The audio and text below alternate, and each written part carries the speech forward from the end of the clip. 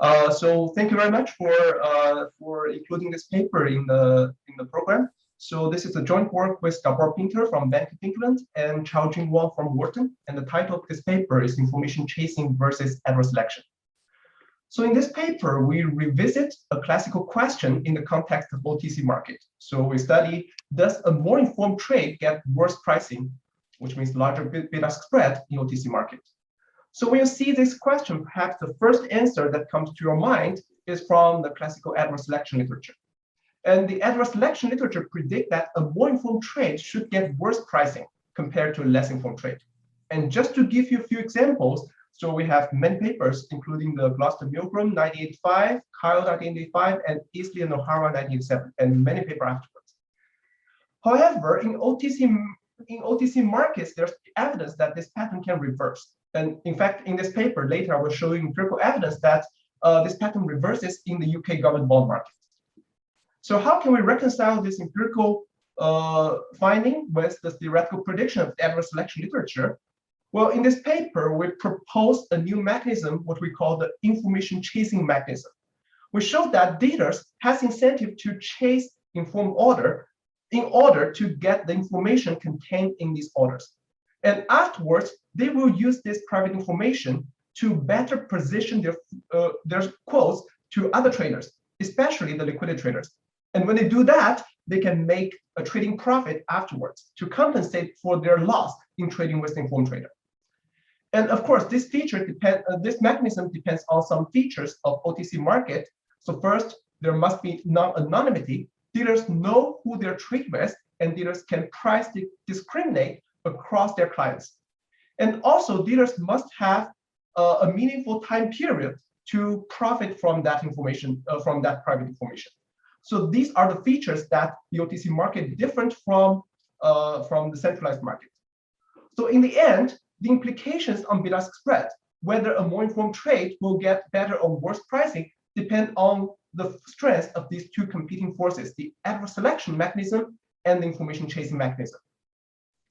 So to give you a preview of our result, so we show theoretically that if we do a cross-trader comparison, then information chasing can dominate adverse selection, which means in terms of bid-ask spread, a more informed trader can get smaller bid-ask spread compared to a less informed trader. And this is in contrast to the prediction of the adverse selection literature, especially in the centralized market. We also show that if we look at different trades initiated by the same trader, then adverse selection effect will always dominate information chasing effect, in the sense that a more informed trade will always receive a wider bid-ask spread compared to a less informed trade. And this is consistent with what we observe and what the theory predict for anonymous market like the centralized market.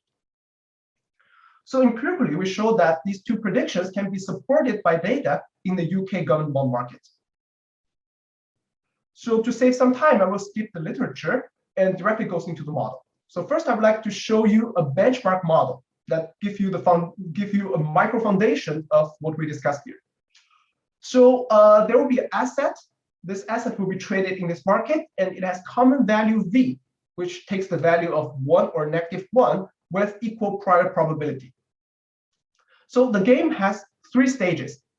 In stage 0, there is the speculator who is equipped with the technology to acquire information. This speculator can choose the precision of his information, eta, and the speculator has to pay the cost C as a function of eta. So this precision, eta, is the correlation between the speculator's private signal X and the fundamental value of V, fundamental value of the asset V. And of course, the higher the correlation is, the more precise the information is. After this information acquisition stage, in stage 1, the speculator can send requests to trade to end dealers. So we assume the trading protocol is request for market. So the speculators submit an order size queue to all the dealers, and the dealers return a bid and ask quote back to the speculator. And of course, the speculator will choose the narrowest bid-ask spread to execute the order, and one dealer will be able to win this. One dealer will win this trade, win this order from the speculator. In stage 2, there will be mass M of liquidity traders.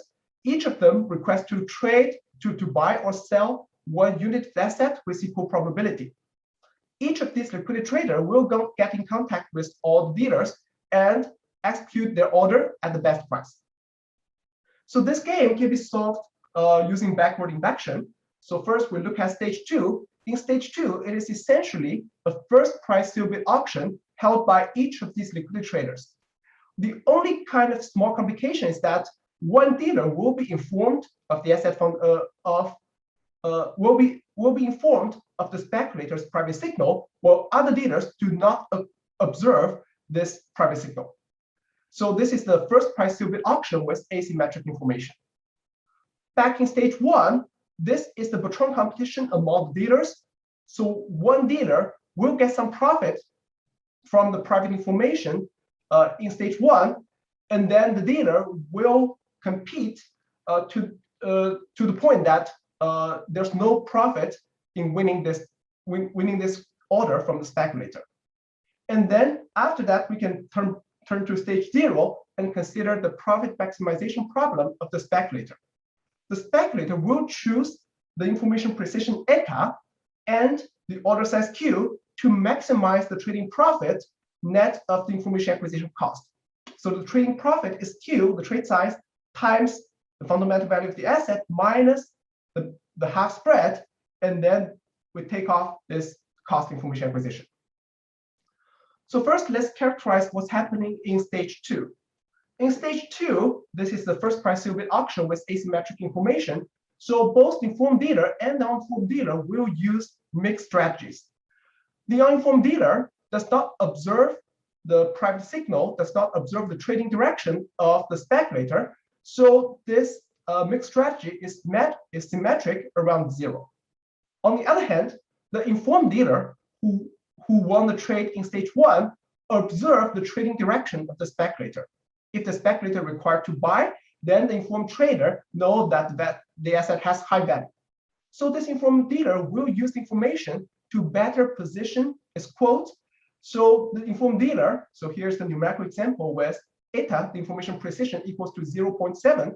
So the informed dealer will always quote an ask price of 0.7, but tilt this bid price towards the positive side compared to the uninformed dealer.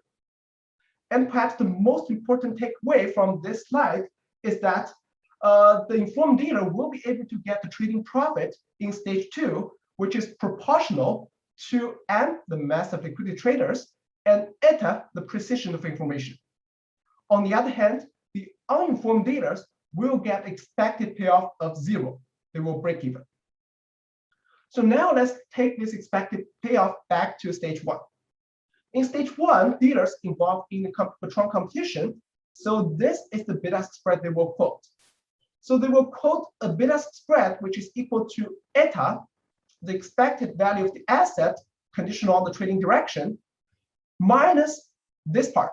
This part is actually the trading profit of an informed dealer in stage 2 divided by Q, the size of the trade. So this is the information rent per unit of the trade, per unit of the order. So this red term represents the adverse selection component, because this is kind of classical. And when the speculator has more precise information, it tends to widen the bid-ask spread quoted by the dealers. However, there's the second term, the information chasing component. When the information becomes more valuable, then this this per unit, per quantity information rent will increase. And this tends to decrease the bid-ask spread quoted by the dealers in stage 1. So how do dealers form belief about the precision of information? Because dealers do not directly observe the precision of information. Well, dealers infer the precision of information based on the observed trade size. And this is an important relationship that links the information precision and the trade size. So dealers expect that the speculator will maximize their trading profit. And when the speculators do that, there's a dominating strategy in terms of eta given a particular size Q. So dealers use the forward induction to infer eta, the information precision, based on their observed trade size Q. And in the end, we showed that the inferred information precision is the inverse of the marginal cost information acquisition. Okay, then we can plug everything to the speculator's profit maximization problem in stage 0. And the speculator will choose the precision eta to maximize the net value of information. The value of information in stage 2 minus the cost of information acquisition. And fortunately, we can solve this equilibrium in closed form, and we show that the bid-ask spread received by the speculator in stage 1 will be 0, independent of the functional form of the cost information acquisition. So what does this tell us? This tells us the speculator receives 0 spread, and in equilibrium, the information chasing exactly offsets error selection. So the speculator do not get a wider bid-ask spread because he or she has some private information. So does this tell us the error selection cost, the error selection friction disappears? In fact, no, because after the informed dealer, after dealer win the trade and observe that profit information, it will use that information to profit in stage 2. So this information chasing mechanism effectively transform this adverse selection cost into winner's curse in second stage.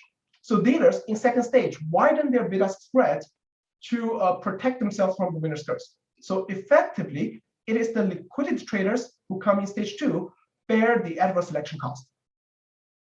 So this is the benchmark model, and we look at what happens in the multi-dealer platform with risk-neutral dealers. Now we relax some of these assumptions to consider the trading outcome in general OTC setting without specific trading platform or trading protocol. So we make some assumptions. So first, we get rid of stage 2 when we simply assume that the value of information to the dealer is the function vi related to the private information v. And related to the benchmark model, in the benchmark model, the dealers can get a profit of a half of m times v, which is the linear function. And also, we do not make the assumption that dealers are in the patron competition, so dealers have to rebate all of the information rent back to the speculator. So dealers can rebate part of the information rent back to the speculator, and we assume this function is Vs. And in the benchmark model, this Vs function is also a half of MV because dealers are in perfect competition. So they rebate all of the information rent back to the speculator. So we can give a graphical illustration of this general model here. So we plot in black the value of information captured by the speculator, Vs, as a function of the private information of the speculator V. And we plot in blue the cost of information acquisition, the cost to acquire the private information of V. So the equilibrium condition, there are 3 equilibrium conditions that can help us pin down the equilibrium bid-ask spread and trade size. So the speculator in stage 0 will choose the optimal information, optimal amount of private information to maximize the difference between the value of information and the cost of information acquisition. So the slope of the tangent line here on Vs curve and C curve must be the same. So the speculator will choose a V function, will choose the private information V to maximize the gap between Vs and C. And the optimal trade size will be determined by forward induction. So this trade size, as we shown in the benchmark model, equals to the marginal cost of information acquisition. So Q, the optimal trade size, is the slope of the tangent line. And how do we determine the equilibrium bid-ask spread? Well, the form of the bid-ask spread is similar to what I've shown in the benchmark model. So there will be an adverse selection component, which is exactly equal to V, the private information of the speculator. So denoted by this point here. And there's also a different term, the information chasing component. This is Vs, the information rent earned by the speculator, divided by Q, the trade size. since Q is the tangent line, this per quantity information rent is the base of this small triangle here. So information chasing is this term and average selection is this term. So in the end, the beta spread is represented by the difference. So now let's use this graph to do a cross-trader comparison. So suppose this is the previous graph. Suppose there's another trader, another informed trader with smaller cost information acquisition. So this trader with this blue curve of cost information acquisition will acquire more information and the slope of the tangent line will be higher.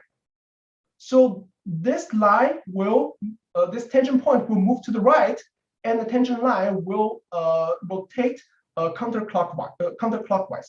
This means a more informed trader, represented by the blue one here, will get a higher beta spread, represented by the A here, and trades larger size.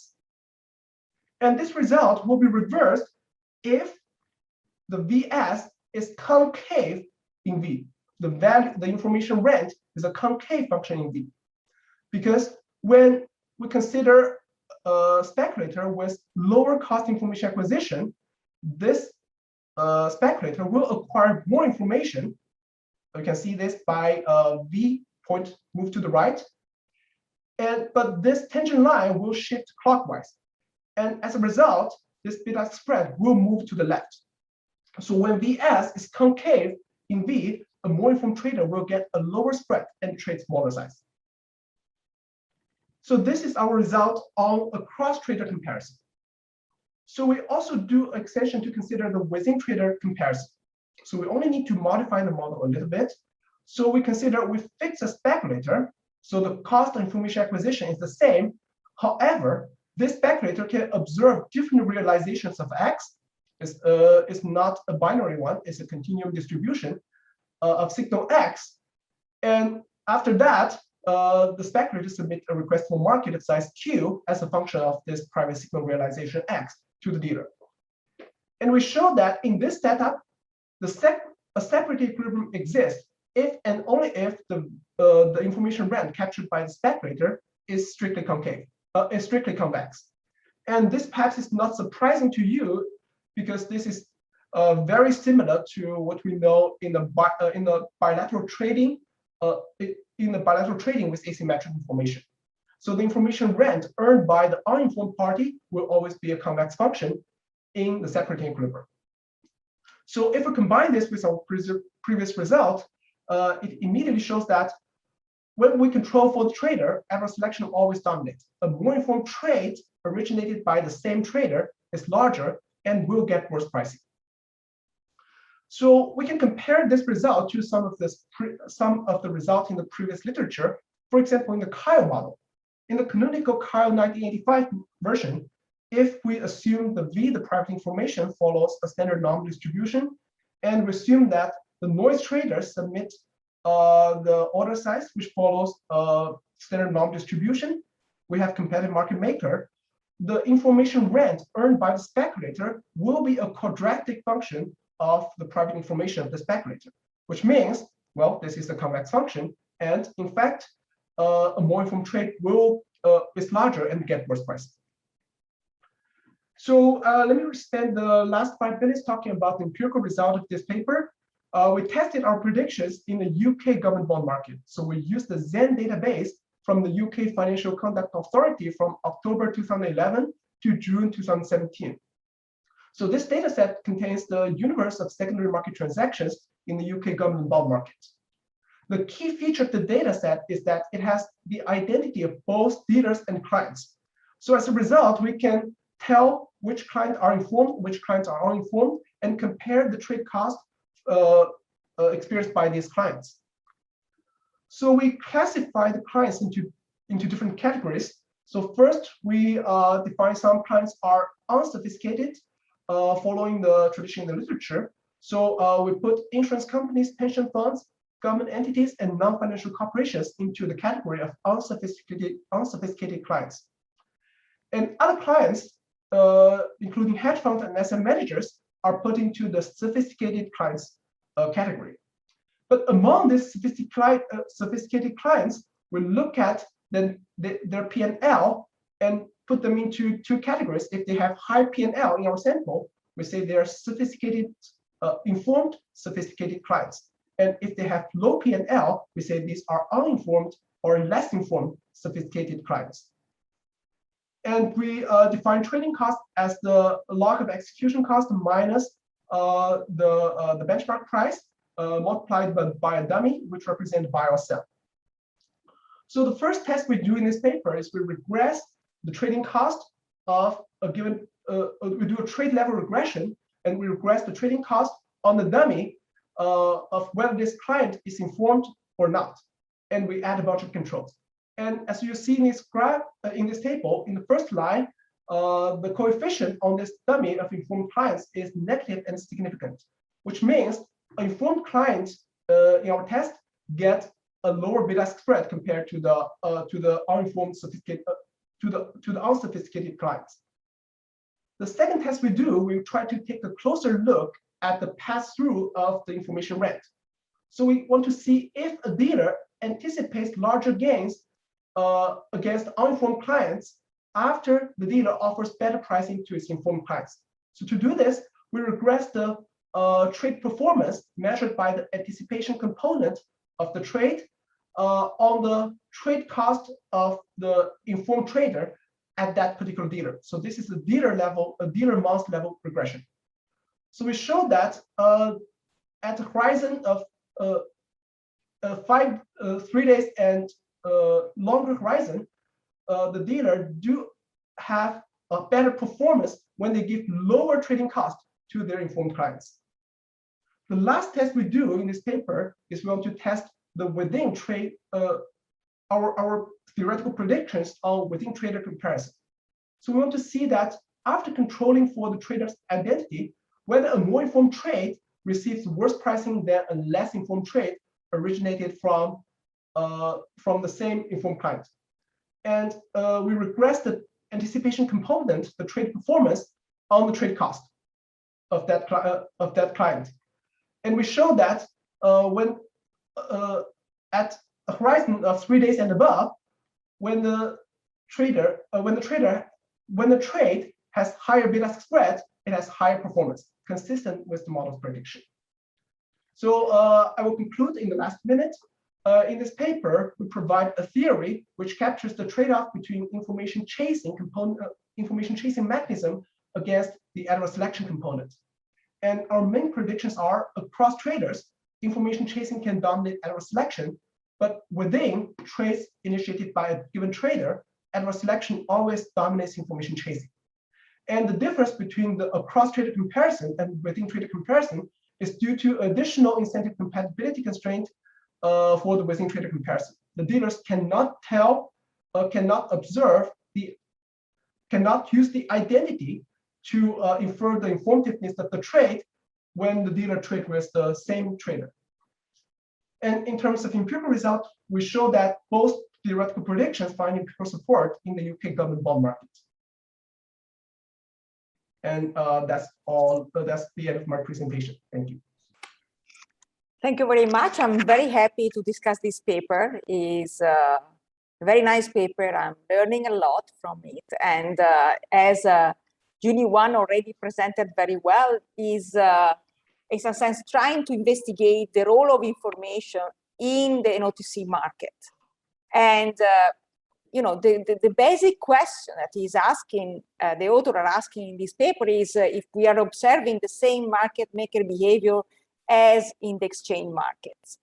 And I think that even the comparison that he did with respect to the Kyle model is already telling us that the answer is no.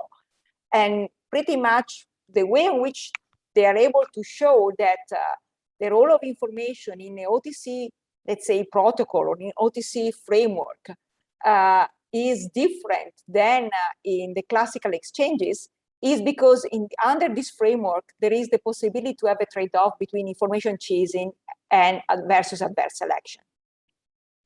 And they're able to show this under 2 dimensions. On one side, with the model, so they are building up a model with informed and noise trader, where there is this trade-off between information chasing that, by the way, is only possible in the OTC market because the market maker can, in some sense, discriminate across the different clients. And the usual problem that you have when you have information friction, that is adverse selection. And then they are providing, let's say, the empirical evidence that confirm the prediction of the model using the UK sovereign bond market. As Junyuan already presented very well, the results are that a more informed trade might receive a better price, not a worse price due to adverse selection, as we are expecting in any other type of framework like an exchange. And the same trader will face worse prices when he's better informed. So if we are controlling for the type, as soon as you want to trade a larger side, then the adverse selection will be more significant, and then it is going to prevail with respect to the information chase. And at the end, from the model, they get three empirical predictions. One is that informed clients are getting better bid-ask spread. A dealer is anticipating large gains against less informed clients when the dealer gives better price to informed clients. So pretty much, is getting the information from the informed clients, is offering as a compensation for this a lower bid-ask price, but then having this information is able to make more profit with the other uninformed clients. And then uninformed clients face larger trading costs when being more informed compared to when being less informed. So these are the three predictions that the model from the model that has been confirmed empirically. There is also one part that is not being stressed, but clearly, as any type of paper, we need to ask to ourselves, so what? What are the policy implications? And what they are claiming in the paper is that pre-trade anonymity, post-trade transparency present in centralized exchanges prevent information cheating as well as non-anonymous centralized exchanges. For this reason, if you want really to improve, in some sense, let's say, the capacity of the market to produce price efficiency, in some sense, you should try to reduce post-trade transparency, because post-trade transparency harms information production and price efficiency. So, it is a very nice paper, having a lot of, let's say, of suggestion, and the model is very nice, as Junyuan already presented very well. They are looking under different dimensions, from different type of market structure, and but really based on the model and the result, the paper is interesting and the results are interesting as well. Of course, I have a lot of comments. So let me start. On one side, the model is based on a key assumption that the dealers recognize when a trader is informed. And at least for the first part, then they are relaxing it a little bit. But the trading mechanism is based on the request for market as a trading protocol. So the speculator requests two-side quotes. Well, if you're really looking to how the market is structured or how the OTC market are structured, usually, you have that the dealer is receiving even a request for buying or a request for selling, usually by phone, unless you have the request for quotes. And but they are not asking the two quotes contemporaneously. So the question is, how robust is the model when let's say an informed trader is coming to the dealer and asking either to buy or sell? And second, how is then the dealer really able to distinguish between an informed trader versus a non-informed trader? Is just because he knows the guy, or is it's just because it is an hedge fund versus, let's say, an insurance company? This is something that he needs to be, because it is a key assumption in the model. And then how the dealer distinguish between speculators that are informed and liquidity traders. So the dealer usually does not know if the trader is informed or not. And actually the speculator is trying usually, in the other market to hide because of the adverse selection. So, for example, if the speculator knows that when he's doing a larger trade, he will face a larger transaction cost per unit of trade, well, then he can split the order. clearly in this way, it can split the order, seems to the other dealer that is informed. So all of them, they will think that is informed, and he will have the benefit. So the zero bid ask from all of them. So why this strategy is not optimal with respect to, the one that you are showing to us that is still facing adverse selection, at least partially. And then how the model is close to the usual, bilateral OTC market, where there is also search cost. So you're not having that simply, each client is just looking to the different dealers and get an offer from them, and then he's going to choose among them. We know that maybe there are some indicative price, but then when they call or try to complete the transaction, well, the price is not the one that has been shown on the screen. So, I wonder how much the model can go closer to, let's say, the real setup that we have in the OTC market.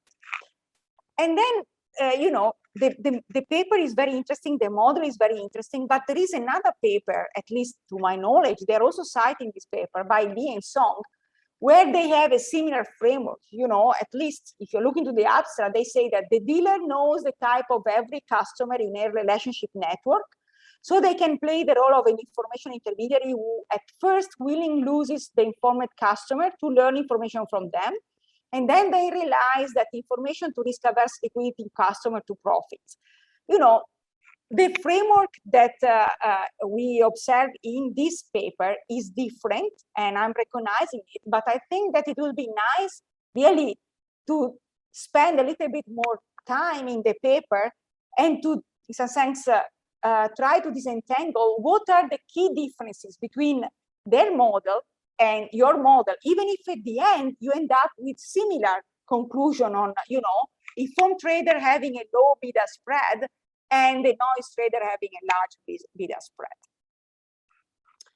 Then, noise trader are those that play the larger cost. Why, in some sense, there is not a trading mechanism that would allow the liquidity trader to separate from informed trader?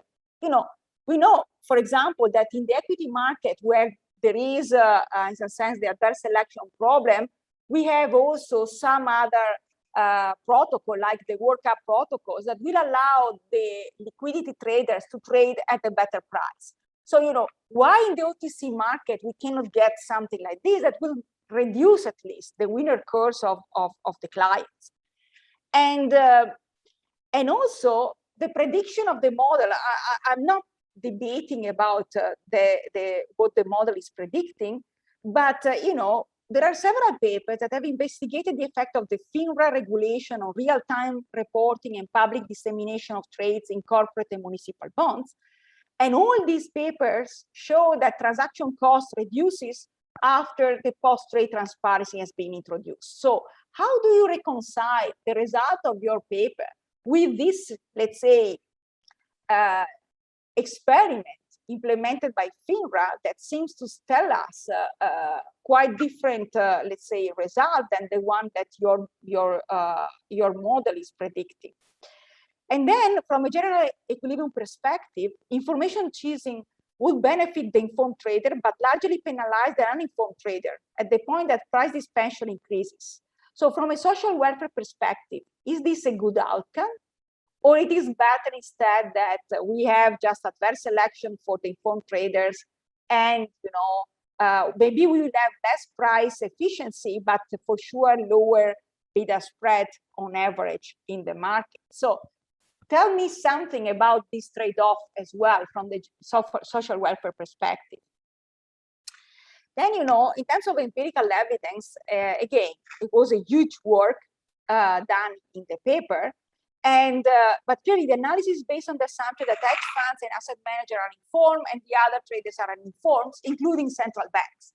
Well, I can believe that maybe the Central Bank of Korea have not too much information about how the UK government bond is traded, but for sure the Bank of England. So, I wonder if what is the role of the Bank of England in the period that you are considering empirically, where there was also QE, included? Are you treating the Bank of England as an informed trader or not?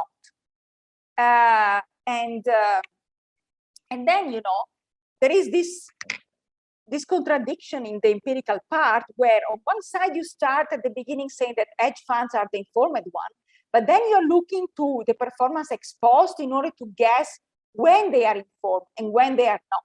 And based on this, then you show that there is a relationship with the transaction cost that they pay.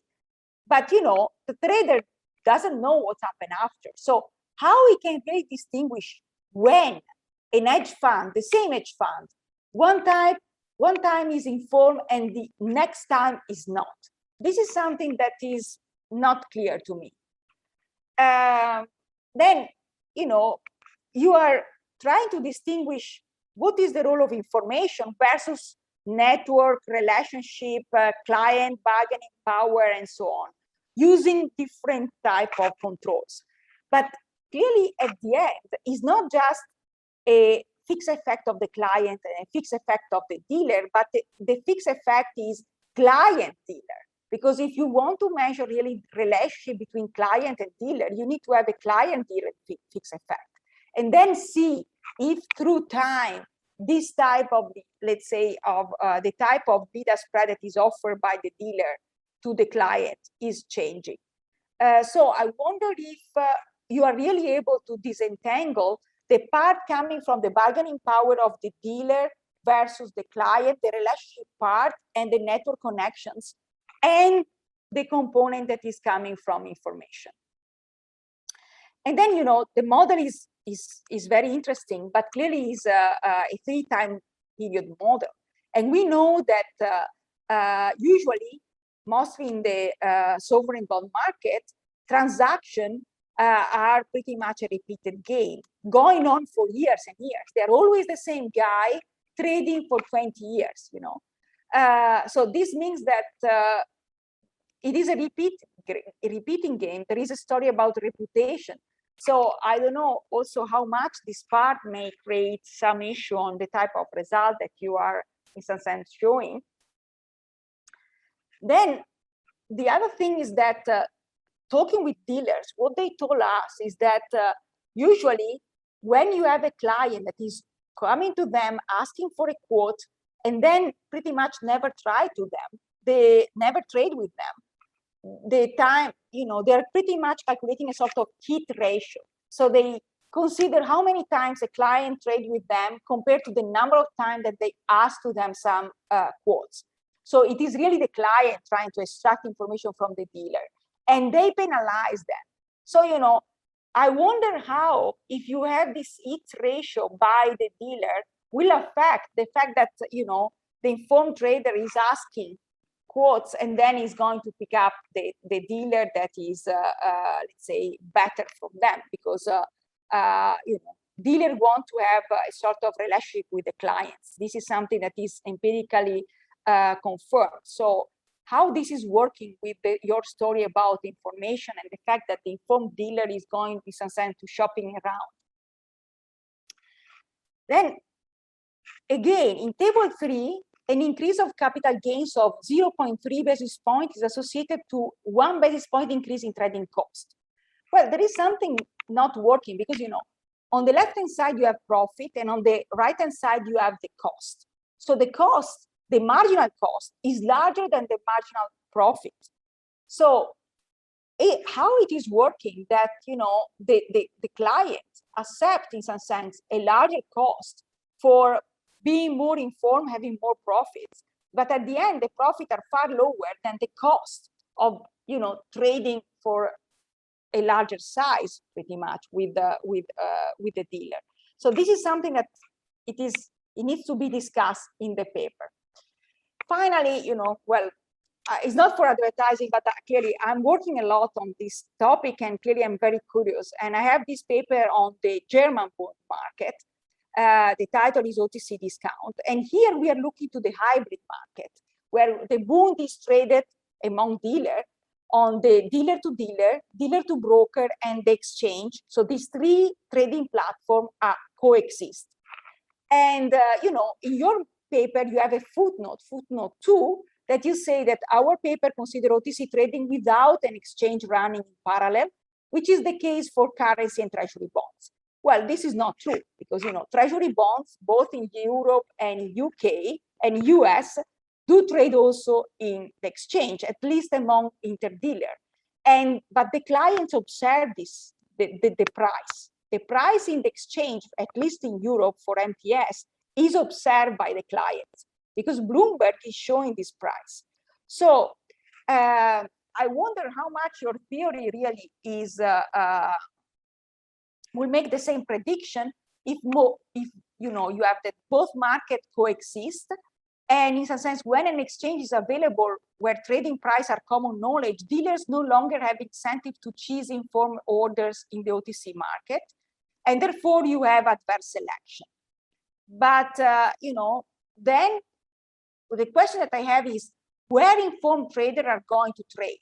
Are they trading in the exchange or are they trading in the OTC market as soon as they are informed and as soon as there is adverse selection? So this is clearly maybe for further research, but you know, unfortunately, reality is much more complicated than, you know, simply an OTC market where there are some dealers that trade with clients either with a request for quote or by, you know, phone. But anyway, given the number of questions I have, I think that it was clear that I really like the paper. It's very interesting. I enjoy reading it. I learn a lot. And, you know, I hope that my comments will help you, you know, on maybe even in another paper later on to disentangle some other points that you have already raised very smartly in your paper. Thank you very much.